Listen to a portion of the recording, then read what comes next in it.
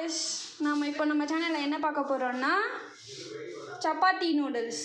அதுக்கு நம்ம நைட்டு செஞ்சு வச்சு கொஞ்சம் சப்பாத்தி மீந்து போச்சுன்னா அதை வச்சு ஏதாச்சும் ஒரு டிஷ் பண்ணலான்ட்டு பண்ணுறோம். அதுக்கு சப்பாத்தி இந்த மாதிரி ஃபோல்ட் பண்ணி வச்சுட்டு நூடுல்ஸ் மாதிரி கட் பண்ணி எடுத்துக்கணும்.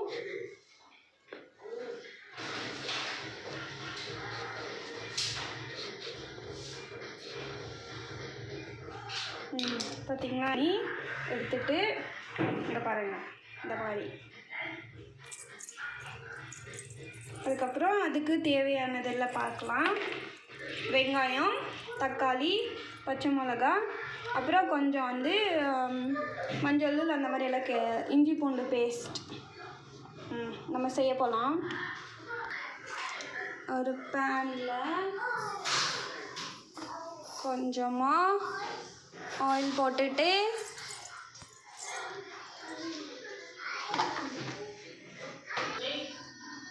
ஆயில் ஹீட் ஆனதும் கொஞ்சமாக கடுகு,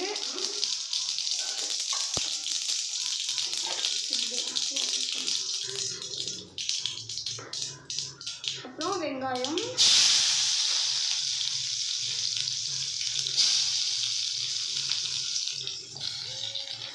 கொஞ்சமாக கருவேப்பிலை போட்டுட்டு இதெல்லாம் ஒரு வாட்டி நல்லா மிக்ஸ் பண்ணணும்.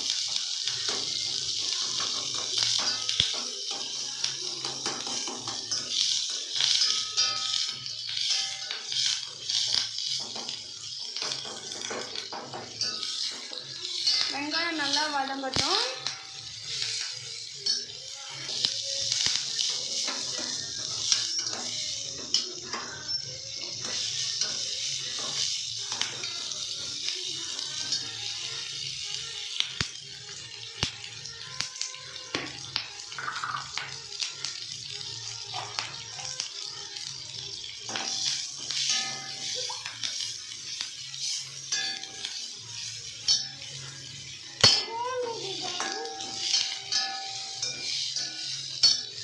வெங்காயம் நல்லா வதங்கினதுக்கப்புறம் கொஞ்சமாக இஞ்சி பூண்டு பேஸ்ட்,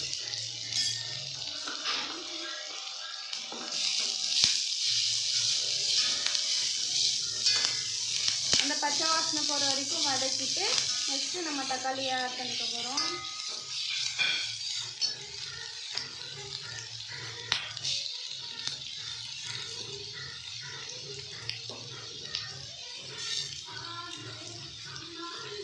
தக்காளியும் அப்புறம் பச்சை மிளகாவையும் அப்படி ஆட் பண்ணிக்கலாம்.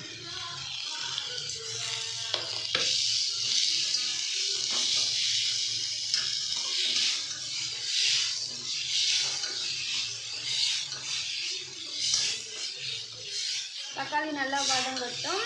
ஒரு 5 மினிட்ஸ் வதக்கி விட்டுக்க போகிறோம்.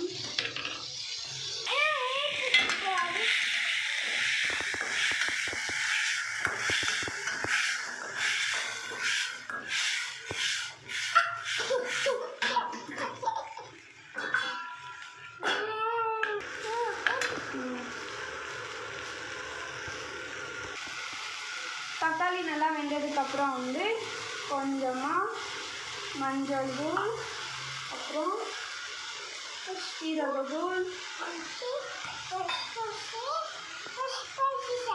மிளகாய் தூள்,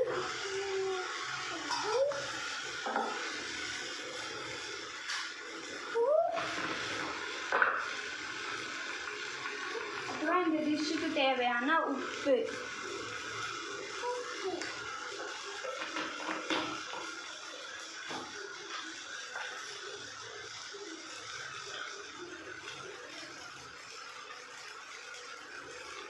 கொஞ்சமாக கரம் மசாலா,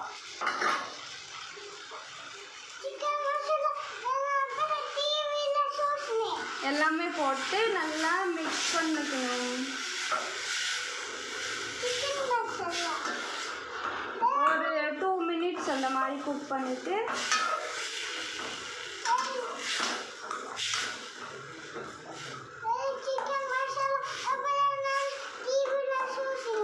பசங்க நார்மலாக சாப்பிடவே மாட்டாங்க. நம்ம அவங்கள வச்சு அவங்க முன்னாடியே இந்த மாதிரி வெரைட்டியாக பண்ணி கொடுத்தோன்னா நல்லா சாப்பிடுவாங்க. கிட்ஸ் நல்லா விரும்பி சாப்பிடுவாங்க. ஸ்பைசஸ் எல்லாம் கொஞ்சம் கம்மியாக போட்டுட்டு பண்ணோன்னா நல்லா சாப்பிடுவாங்க.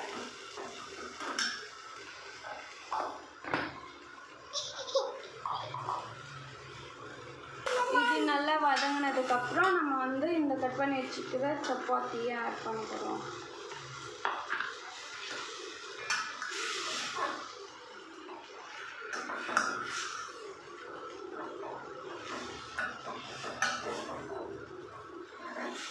நல்லா மிக்ஸ் பண்ணிவிட்டு கொஞ்சம் நேரம் ஒரு 2 மினிட்ஸ் இதிலே விட்டுற போகிறோம்.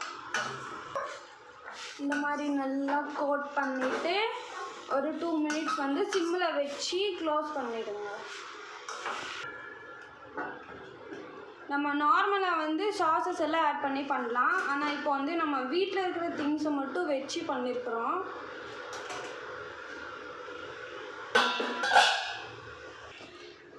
நம்மளோட சப்பாத்தி நூடுல்ஸ் ரெடி ஆயிடுச்சு. நம்ம இப்போது பிளேட்டிங் பண்ணிவிட்டு நம்ம கிட்டுக்கு கொடுக்க போகிறோம்.